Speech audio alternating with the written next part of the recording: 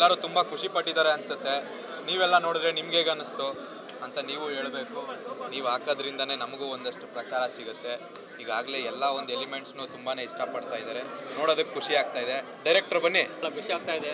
ಅವರು ಶಿಳ್ಳೆ ಚಪ್ಪಾಳೆ ಅದು ನೋಡ್ತಾ ಇದ್ರೆ ನಾವೇನು ಜರ್ನಿ ಮಾಡಿದ್ವಲ್ಲ ಅದೆಲ್ಲ ರೀಕಾಲ್ ಆಗ್ತಾ ಇದೆ.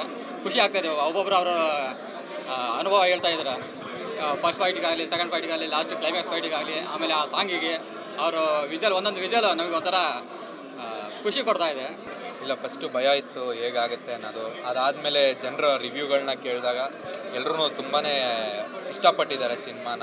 ಅದೊಂದು ಖುಷಿ ಕೊಡ್ತಾ ಇದೆ. ಈಗ ಮುಂದೆ ಹಾಗೆ ನೋಡಬೇಕು ಯಾವ ಥರ. ಅದೇ ಬರೆಯುವಾಗ ಏನು ಅನ್ಕೊಂಡಿದ್ವಿ, ಕೆಲವೊಂದು ಬರೆಯುವಾಗ ಅದೆಲ್ಲ ಇಲ್ಲಿ ಕರೆಕ್ಟಾಗಿ ಬಂದಿದೆ ಅನ್ಕೊಂಡಿದ್ದೆ ಅಂತ.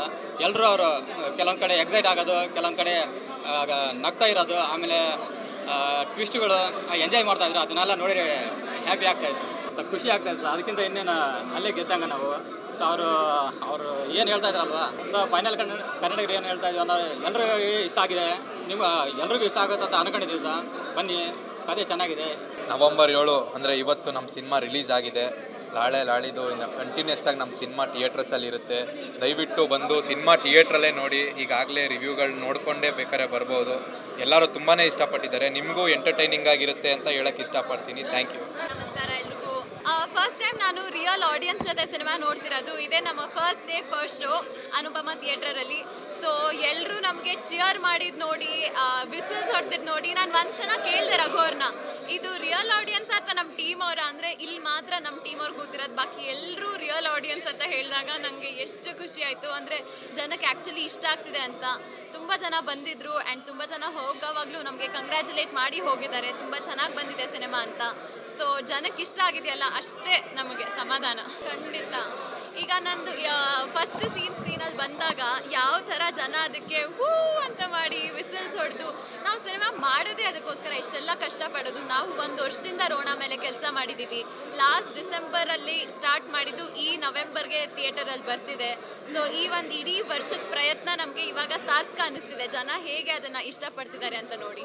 ನಮ್ಮ ಅಪ್ಪ ಅಮ್ಮಂಗಂತೂ ತುಂಬ ಇಷ್ಟ ಆಯಿತು. ಯಾಕೆಂದರೆ ಅಮ್ಮಂಗೆ ಏನಾದ್ರು ಒಂದು ಮೀನಿಂಗ್ಫುಲ್ ಸಿನಿಮಾ ನೋಡಬೇಕು ಅನ್ನೋದು.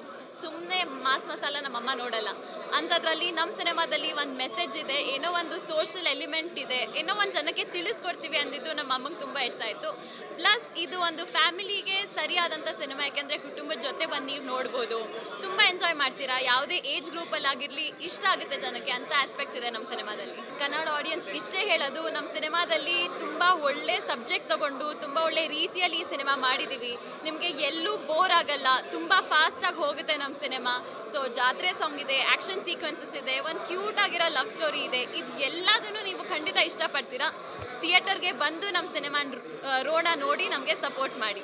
ತುಂಬ ಖುಷಿ ಆಗ್ತಿದೆ ಜನರ ರೆಸ್ಪಾನ್ಸ್ ನೋಡಿ. ಮಾಧ್ಯಮದ ಮೂಲಕ ಎಲ್ಲ ಜನರಿಗೂ ಕೇಳ್ಕೊಡೋದಿಷ್ಟ, ದಯವಿಟ್ಟು ಥಿಯೇಟ್ರಿಗೆ ಬಂದು ನಮ್ಮ ಸಿನಿಮಾನ ನೋಡಿ. ಎಲ್ಲ ನಮ್ಮಂಥ ಹೊಸ ತಂಡಕ್ಕೆ ನೀವೆಲ್ಲರ ಆಶೀರ್ವಾದನ ಕೊಡಿ ಅಂತ ಕೇಳ್ಕೊತಾ ಇದ್ದೀನಿ. Thank you.